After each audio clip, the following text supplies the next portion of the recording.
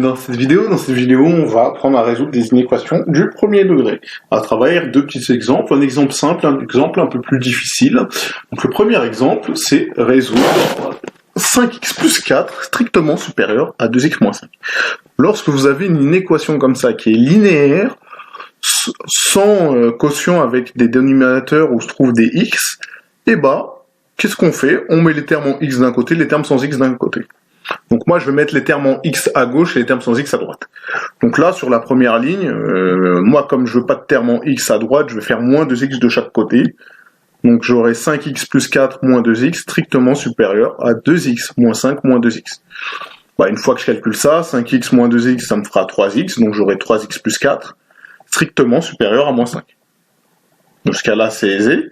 Ensuite, je vois que j'ai le plus 4, mais moi, je voulais pas de terme constant à gauche, donc je vais faire moins 4 pour faire disparaître le plus 4. Du coup, je le fais de chaque côté. Donc j'aurai 3x plus 4 moins 4, strictement supérieur à moins 5 moins 4. Ce qui me donne 3x strictement supérieur à moins 9. Maintenant, moi, c'est pas 3x, c'est x que je cherche. Du coup, je vais diviser par 3 de chaque côté.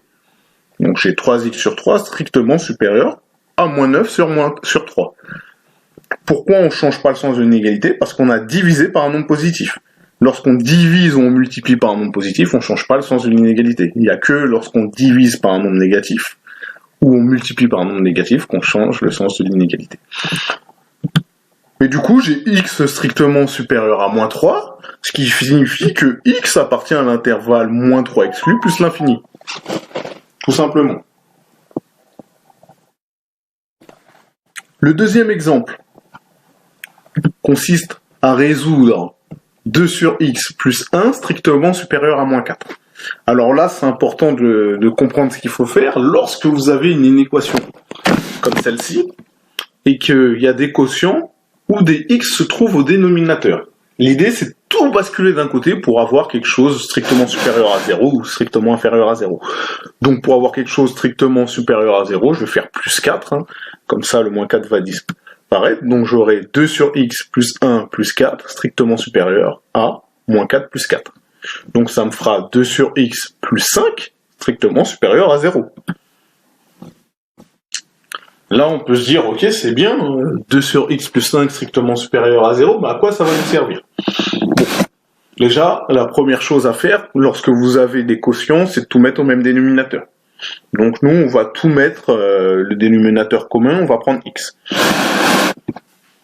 Donc 2 sur x, lui, il va rester 2 sur x. Par contre, 5, il va se transformer en 5x sur x. Ensuite, une fois que tout est au même dénominateur, donc j'aurai 2 sur x plus 5x sur x strictement supérieur à 0. Ensuite, je mets tout sur une barre. Donc j'aurai 2 plus 5x divisé par x strictement supérieur à 0. Autrement dit, 2 plus 5x divisé par x strictement positif. Un quotient strictement positif. Ça veut dire que 2 plus 5x et x sont de même signe et différents de 0. Donc on va faire un tableau de signes de 2 plus 5x, un tableau de signes de x, et on va en déduire le signe de ce quotient-là, pour savoir s'il est strictement positif ou strictement négatif. Du coup, 2 plus 5x, ça s'annule en quelle valeur? En moins 2 cinquièmes, bien évidemment. Donc ça fait 0 en moins 2 cinquièmes. Avant moins 2 cinquièmes, c'est négatif. Après moins 2 cinquièmes, ça devient positif. Assez simple. Signe de x. X, ça s'annule quand il vaut 0. Donc en 0, ça vaut 0. D'accord? Avant 0, c'est négatif. Après 0, logiquement, c'est positif. Maintenant, on va faire le tableau de signes de 2 plus 5x sur x. Donc, on sait que ça s'annule en moins 2 cinquièmes, d'accord? Lorsque le numérateur s'annule, donc ça fera 0. Et on sait que la valeur interdite, c'est 0. On n'a pas le droit de diviser par 0. Maintenant, le tableau de signes, c'est assez simple. Moins et moins, ça me donne plus. Là, j'ai plus et moins, ça va me donner moins. Et ici, j'ai plus et plus, ça va me donner plus. Maintenant, je sais quand est-ce que c'est positif. C'est positif entre moins l'infini moins 2 cinquièmes exclu, et 0 exclu, plus l'infini. Donc x doit appartenir à l'intervalle moins l'infini, moins 2 cinquièmes, union 0 exclu, plus l'infini. Voilà, c'était tout pour cette vidéo. J'espère que vous avez apprécié et que ça va vous aider à résoudre des inéquations du premier